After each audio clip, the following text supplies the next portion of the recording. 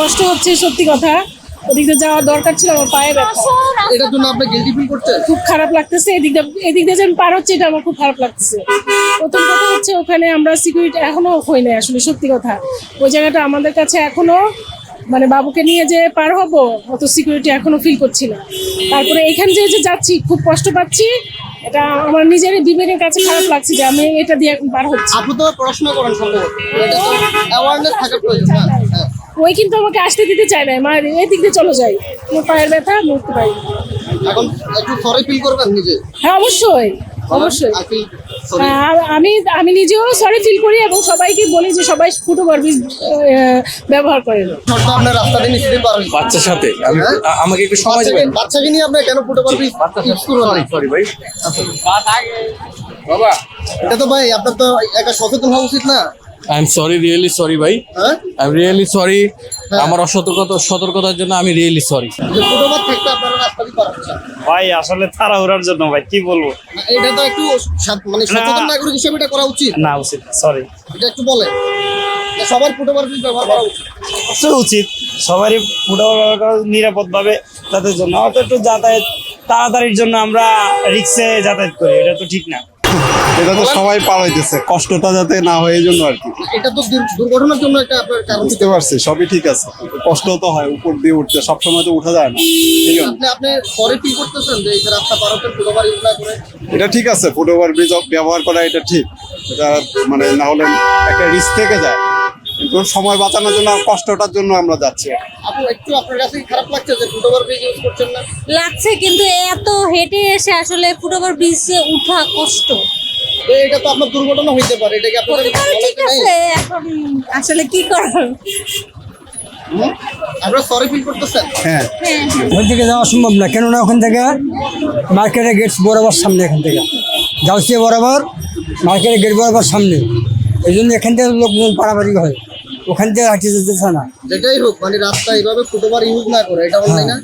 অন্যায় ঠিক আছে, কিন্তু এখানে পাবলিক তো বসতেছে না, হ্যাঁ, পাবলিকে এখন এইভাবে যাওয়া আসা করতেছে। আপনি নিজেও তো একই কাজ করুন। হ্যাঁ, আমি করতেছি, কিছু করার নেই। আমার দোকানে যে এনে করছে, আমার দোকান ওখানে ছিল, এই যে বিজনেসে এখন এই যে এখানে তো একটা ফুট ওভার ব্রিজ, এই যে দেখেন দোকান, দেখেন এই যে দোকান, এই যে বিজনেস দোকান দিছে, এখানে তো একটা ফুট ওভার ব্রিজ ছিল, এখানে দোকান ছিল আমাদের বিজনেস।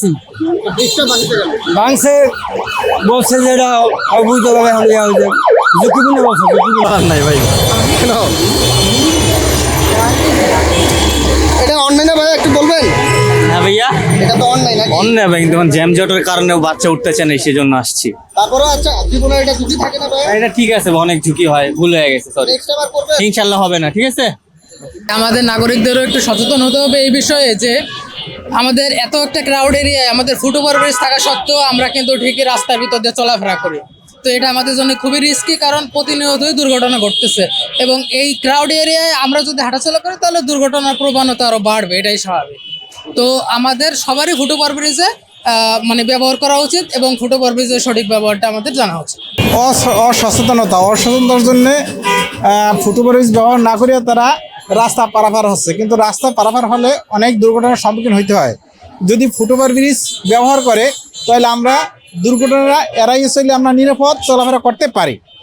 মানুষ যদি সচেতন হয় তাহলে অনেক দুর্ঘটনা কমে যাবে, অনেক পরিবার নিঃস্ব থেকে স্বাভাবিক পর্যায়ে চলে আসবে, অনেক পঙ্গুত্ব হইতে হবে না, ঠিকভাবে উপার্জন করতে পারবে, চলাফেরা করতে পারবে। কিন্তু সাবধানতা অবলম্বন করতে হইবে, ফুট ওভারব্রিজ ব্যবহার করতে হইবে।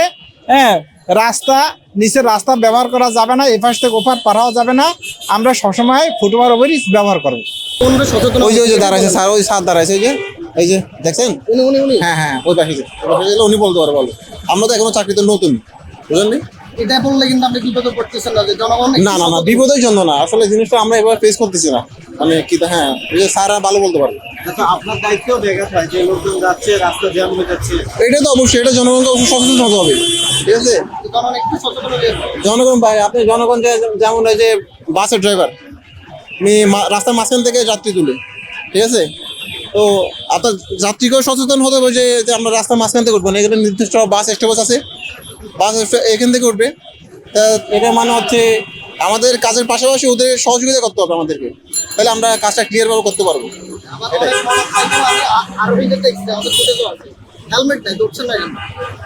হেলমেট দড়ি না যেরকম না দড়ি এখন শুধু শুধু ওদেরকে ধরতে যায় তাহলে আমাদের বাকি কাজ করতে পারে না। সবসময় যদি আমরা অভিযান চালাই তাহলে যে ট্রাফিকের যে কাজ ওটা আমরা মানে ক্লিয়ারভাবে করতে পারি না।